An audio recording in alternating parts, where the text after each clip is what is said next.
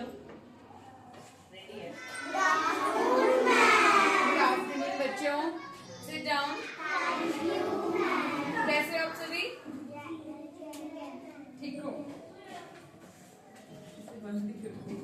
अच्छा, आज आपको एक स्टोरी सुनाऊंगी मैं, नकलची बंदर। कौन सी? क्या होता है नकलची? 57 होगा पेज।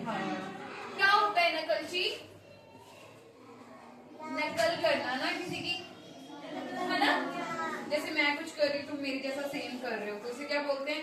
नकलची, है ना? नकल करना, ठीक है? चलो मैं स्टोरी सुनाती हूँ तुम्हें, कहानी अच्छे से सुनना, ठीक है? शुरू करें?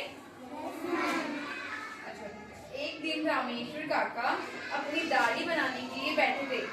उन्होंने सेफ्टी रेजर में ब्लेड डाला और उसे कस दिया।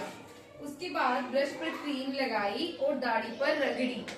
इसके बाद काका दाढ़ी बनाने लगे। दाढ़ी बनाने के बाद सेफ्टी रेजर को धोने लगे तो उसी समय उनका मित्र मोहन आ गया। कौन आ गया? मोहन।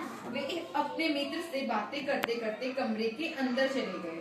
घर की मुंडेर पर एक बंदर बैठा था। कहाँ बैठा था? घर की मुंडेर पर। वह रामेश्वर काका को दाढ़ी बनाते हुए देख रहा था। किसको देख रहा था? रामेश्वर काका को, जो कि दाढ़ी बना रहे थे, तो वो उनको देख रहा था, है ना?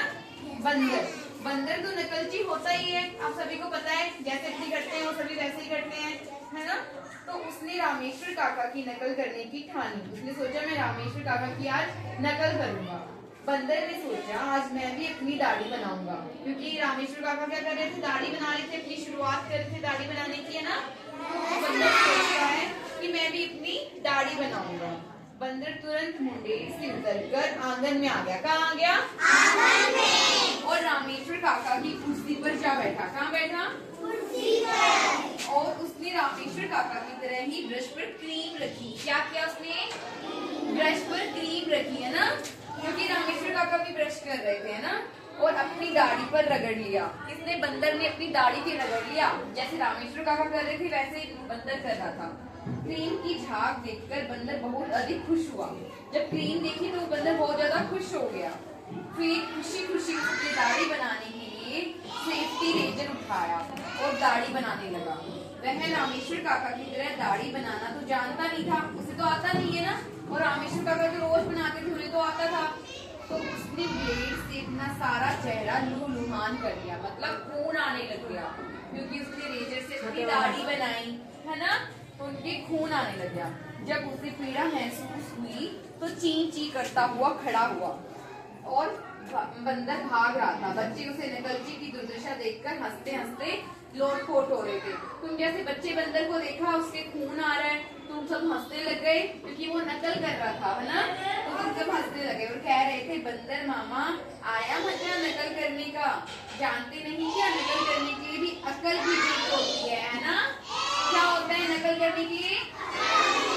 अब हर कोई नकल थोड़ी कर सकता है, नहीं कर सकता है ना?